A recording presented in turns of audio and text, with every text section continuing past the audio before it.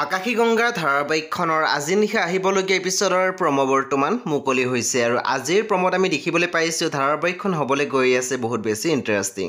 বলকচোন চাওঁ আজিৰ প্ৰমোত কি দেখিবলৈ পাইছোঁ।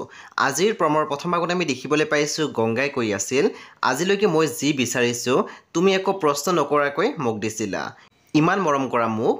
তাৰপিছত আমি প্ৰমোত দেখিবলৈ পাইছোঁ সন্ধ্যাই কৈ আছিল, নিহালক মই ভুল বুজি আছিলোঁ জান, সি ল'ৰাজন খুব ভাল, কোনো ধৰণৰ স্বাৰ্থ নোহোৱাকৈ সি আমাৰ কাৰণে যিখিনি কৰি আছে হয়তো আমাৰ কোনো নিজৰ মানুহে নকৰিলেহেঁতেন।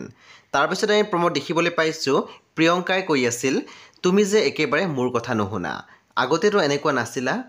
বন্ধু বান্ধৱীসকল, আজি নিশা 9:30 বজাত ৰং টিভিত আহিবলগীয়া আকাশী গংগা ধাৰাবাহিকখন খুব বেছি ইণ্টাৰেষ্টিং হ'বলৈ গৈ আছে। আপোনালোকে চাবলৈ একেবাৰে নাপাহৰিব।